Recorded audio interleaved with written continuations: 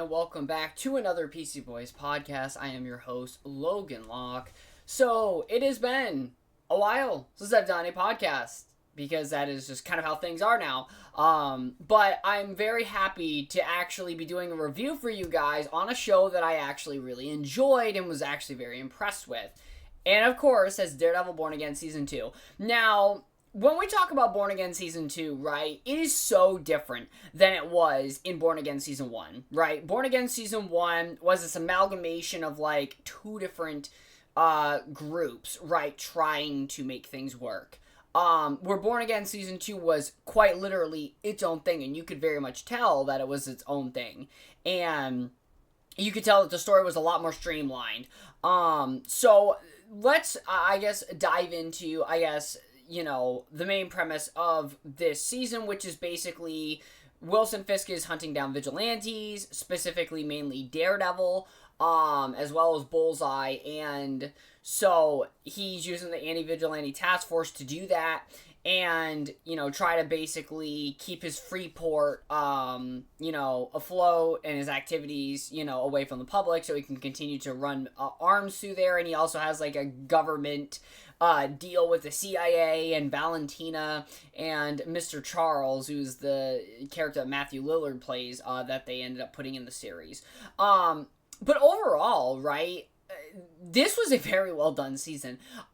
There was a lot more action and Daredevil in this than there was Matt Murdock, and I think that that's completely fine with the story that they were going for. Characters that I think were underutilized. Josie Josie really was only in, I think, the first 2 episodes of the season, and she was literally not brought up after that episode. So, Josie's involvement to me kind of felt a little lackluster, right? And granted, I know she's not like a main forefront character, but I feel like they could have at least had her come in the finale with like the group of people and everything, right? And this season actually takes risks, too. They actually kill off some characters in this that actually is well done. They brought back Matt's faith. One of my major critiques with Season 1 of Born Again was this doesn't feel like Matthew Murdock's faith is not really utilized at all in Season 1. If anything, it's an afterthought and it's kind of in the background. And the fact that in this season, they were able to actually show his faith, and him wrestling with it, him going to church again, and praying, right? It was so nice. It took me back to those Daredevil episodes in the OG series where we saw Daredevil praying and talking to Father Lantom and doing all these things. And another thing that this season does well is it really pays homage to the Netflix series.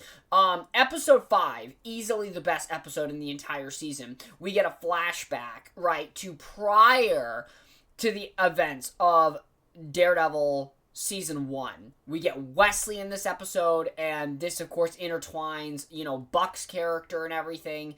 And they did that very well. They had Foggy and Matt basically defending one of Foggy's friend's older brothers that used to pick on him and stuff, and the whole episode was about mercy, right? And so we see Matt and him, essentially going through his old file and figuring out that there's a search order that was on the wrong apartment, therefore nullifying anything that they found, which basically got, this guy off from getting criminal charges, and then Foggy takes, like, $1,200, I think, or something like that, that Matt and Foggy were saving up for their, new law practice, and gave it to him to start a new life. And it was such a beautiful episode, the way that they used Foggy and they used mercy, and that even comes into play in the finale. So that whole episode really set up a big theme from episode 5 to 8 that they really utilized. And the funny thing is, right, that episode with the flashbacks felt like OG Daredevil. The writing was there, the camera work, the way that they edited it, it felt like I was dropped back into Season 1 of Daredevil. And, in a way, it infuriates me, because it's like, you could have been doing this whole fucking time. Like, I could have felt like I was back in the Netflix series. But they're also trying to make it its own thing, right? When you're looking at the Born Again modern day era, and you're looking at the flashback stuff, you can definitely feel the difference in cinematography, in editing. It's so different, right? And to me, I appreciated that they used the Netflix series to advance and make the new series feel much better. And the fact that they actually didn't just do this scene for like fan service, like they also showed up the fact that Wesley basically had Fisk and Vanessa meet, so that drives even more to Fisk's heart when he loses her in episode 5/4.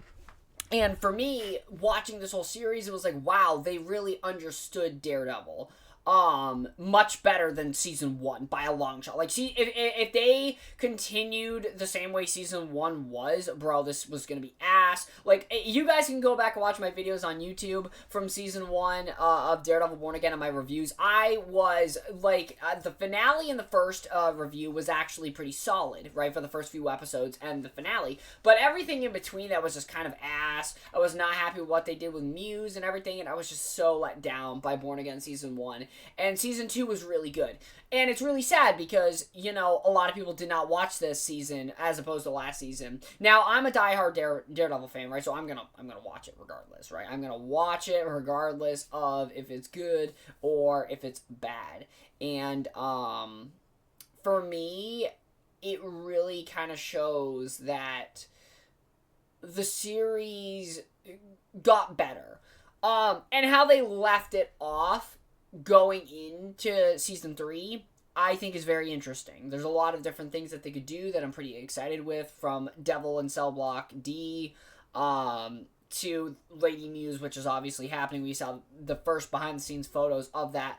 And ultimately, you know, I'm just excited. Luke Cage came back. We know that the Defenders are going to be a big part in season 3, so I'm excited to see how they utilize them. Jessica Jones in this season was utilized in a way that felt like they were building towards season 3 rather than her really having a reason to be in season 2. I'm going to be honest, Jessica Jones was just kind of there. Like, it was awesome to see Kristen Ritter back as Jessica Jones, and I was ecstatic when she returned. But if we're going to be real, she didn't need to be in this season at all. Like, there's nothing for her to really do. Like, they introduced the fact that she has a kid, and Mr. Charles sends some guys after her that she beats up.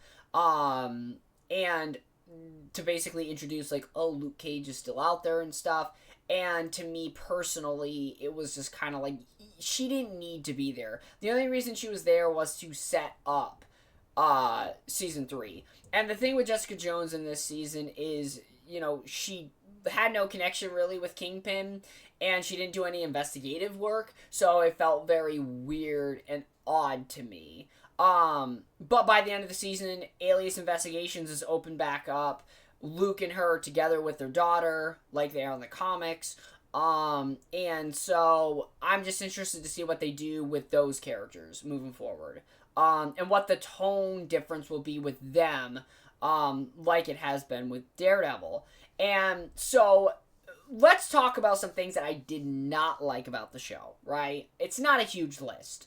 The AVTF is a very incompetent group in this series, right? Like, this, when they were building up the AVTF in Born Again season 1, it was like, okay, these guys are going to be like this very oppressive threat in this season, and they felt very much like cosplaying soldiers. They didn't feel like they were actually doing anything of importance, and it was kind of just silly anytime they were on screen because they were bad at their jobs, right? And Powell, you know, they do a good job of making you not like him, but they also make him seem very incompetent as well in this series. Like, it's so bad.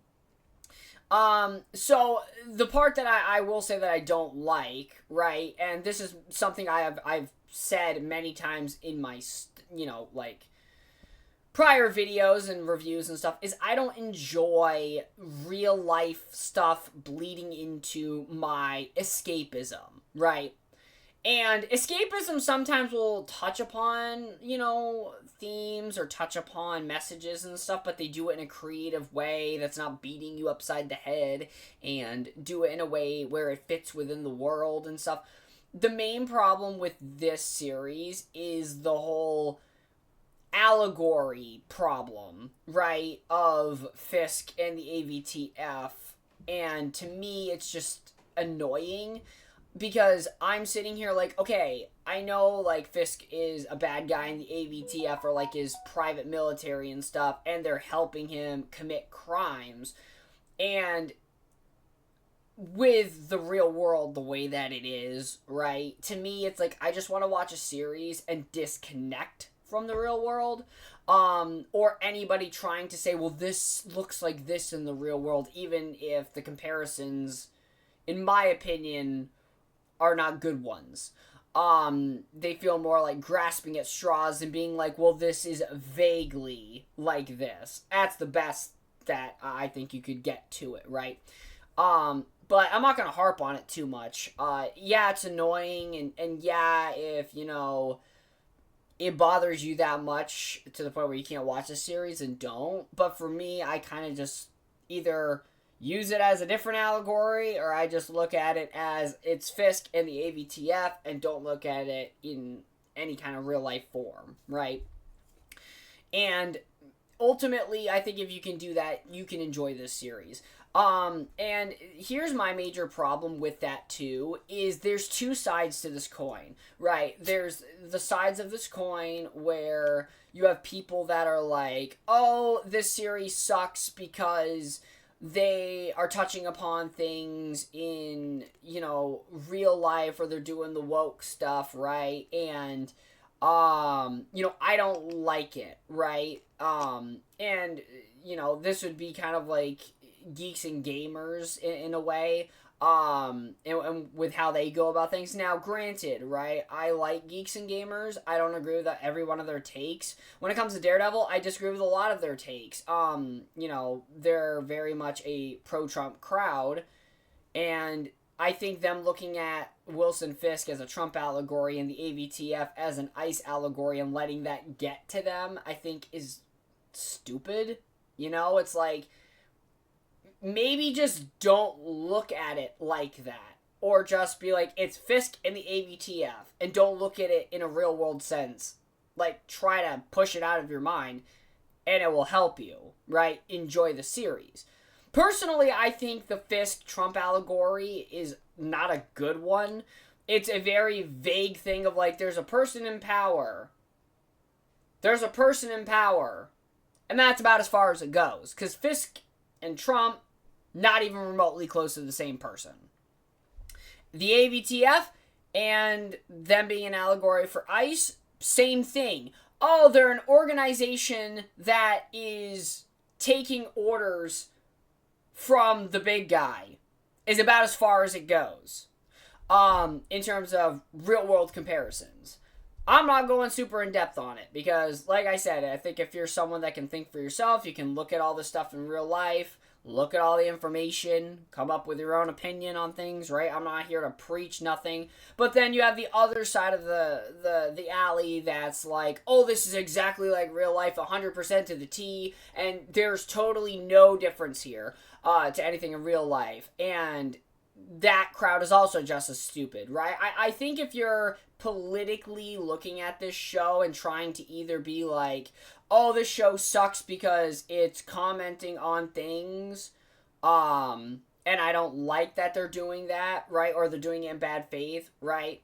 I think it's stupid to complain about it. I think it's just look at it how it is and try to enjoy the show and not relate it to something in real life. And then for the crowd that's like, oh, this is exactly like real life, and therefore this is, like speaking to what I politically believe, and, this is how I view the world and how I view this person or this, group of law enforcement. I think that's just as stupid because real life, unlike comic books, are not black and white. There's a lot of gray areas and a big difference between the comparisons. So I think both sides that are either loving the show because of said reasons and the ones hating the show because of said reasons, I think is so dumb. I think if we just look at it as Fisk is a bad guy, we all know that. We all watched Daredevil, well, the original series, and the AVTF are bad guys, right? And we can look at it as they're a fictional group, right?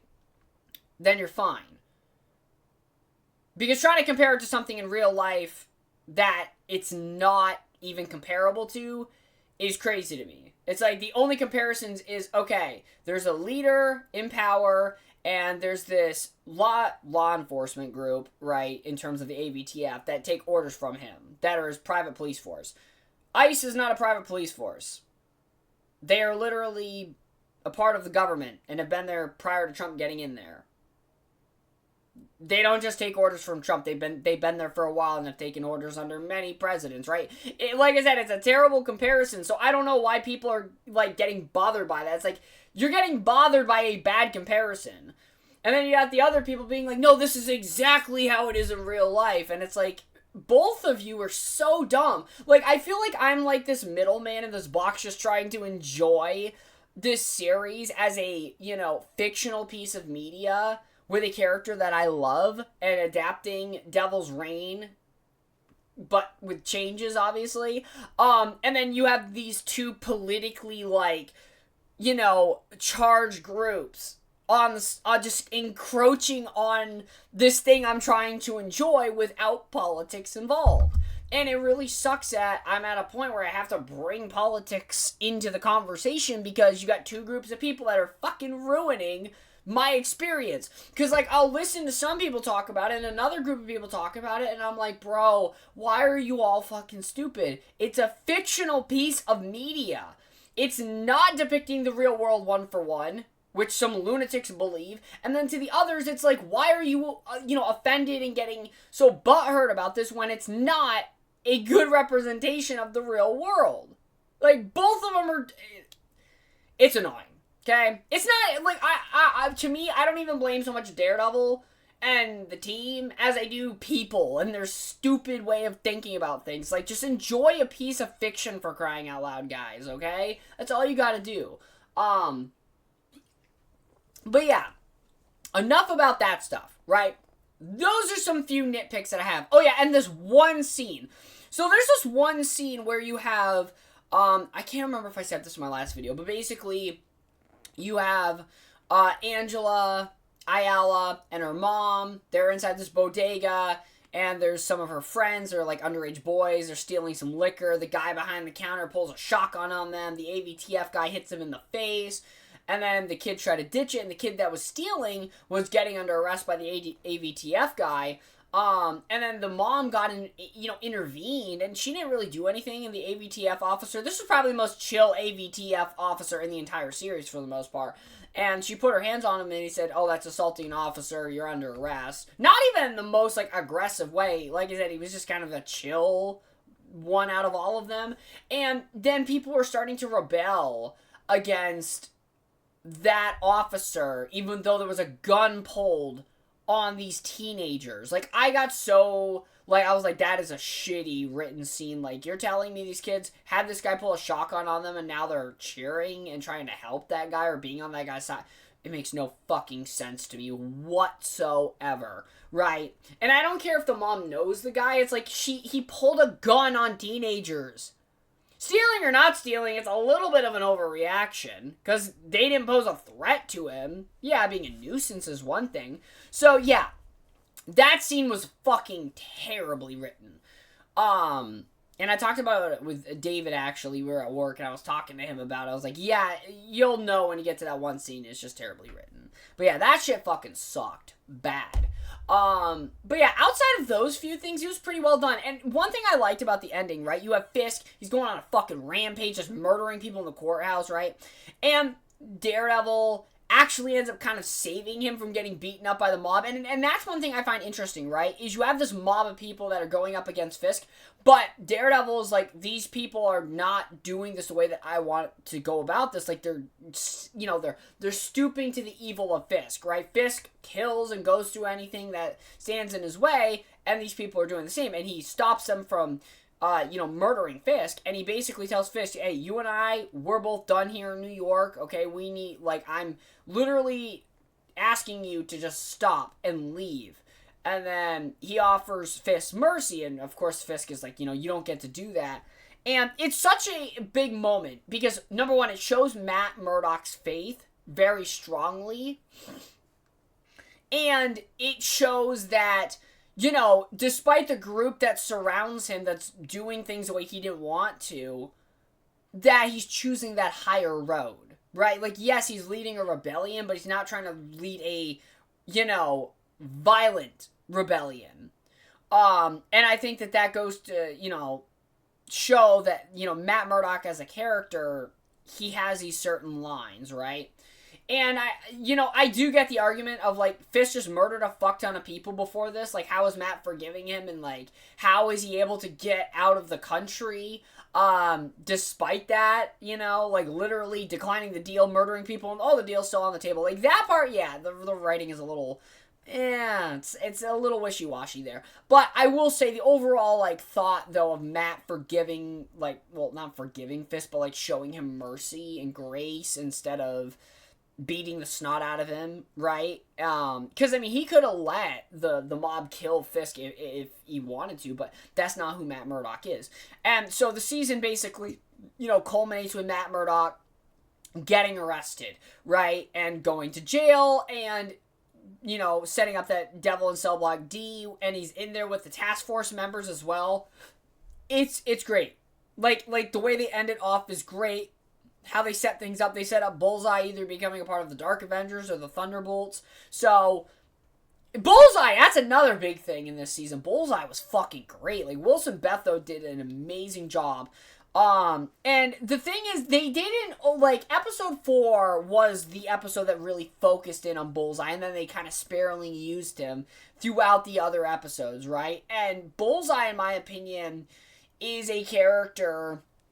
In the comic books, it's very much an antagonist to Matt Murdock, and I think it's interesting here that they decided to do his character in a very different way. Not necessarily making him an anti-hero, because Bullseye's not an anti-hero. Like, if you think about it, right, Matt Murdock and Daredevil didn't really wrong Bullseye, it was Wilson Fisk.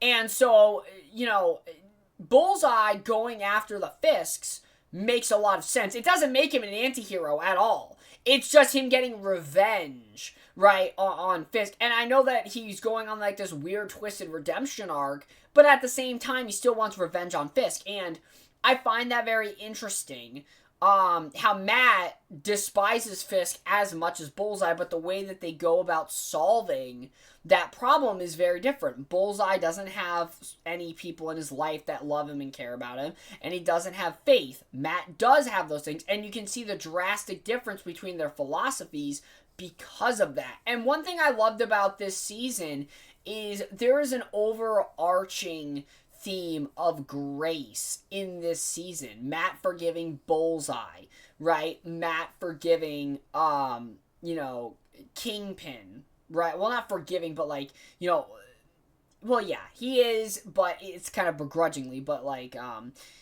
Matt is forgiving, showing grace, showing mercy to those that ultimately he doesn't want to, but that's what Foggy would have wanted, and that's what Foggy showed us in episode 5.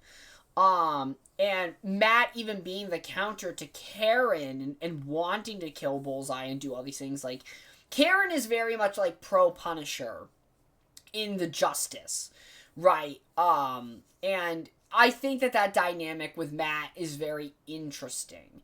I don't know when they're going to kill Karen Page. I mean, I assume that they will kill Karen Page at some point, just naturally because they killed Foggy. And,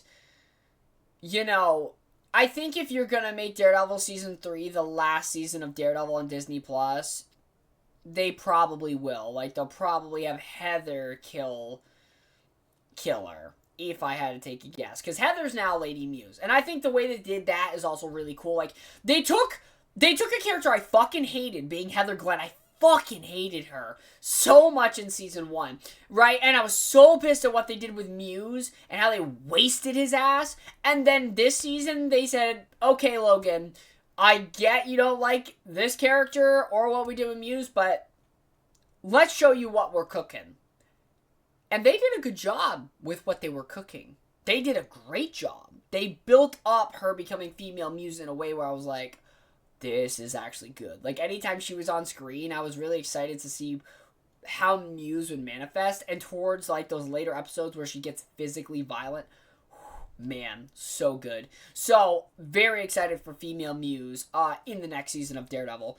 I'm really hoping Daredevil's in Spider-Man Brand New Day, even if it's just for a small portion, because, bro, Daredevil needs to be in Spider-Man. He needs to be in the comic books. My two favorite heroes are always helping each other, crossing over. And I need to see it. I love Spider-Man, my favorite hero of all time. Daredevil, easily my second favorite hero of all time, followed by Moon Knight. But yeah, I need that crossover so bad, and we all do. But yeah, if I had to give Daredevil Born Again Season 2 a rating out of 10, I would give it a solid 8. I think that this season was better than Season 2 of the original series. And that's mainly because Season 2 had a great first half with the Punisher stuff, but then when the Hand got introduced, it kind of fucked up the season for me, and it felt weird and disconjointed. So Season 2 had a great start, not such a great finish. And Season 3 is phenomenal. I doubt any season of Born Again will top Season 1 or 3 of Daredevil. I think Season 3 is the best season of Daredevil. Season 1 is very, very good. Season 2 is Season 2 is alright. You know, it's good, but not the entire way through. And Born Again, Season 1, easily my least favorite. Season 2 of Born Again, probably my third favorite. So if I had to rank them, I'd rank them Daredevil Season 3, Daredevil Season 1, Born Again Season 2, Daredevil Season 2, and then fucking Born Again Season 1 at the bottom because that shit was fucking bad. Wow, that was bad. Like, that one I can definitively point to and say, that was fucking shit. But I hope you all enjoyed, ladies and gentlemen, the review. Like I said, trying to be around a little bit more to do stuff. I mean, we got Spider-Man, we got some projects coming up, so you might see me podcasting a little bit more, talking about these things. But I hope you all enjoyed, and I will catch you all in the next one.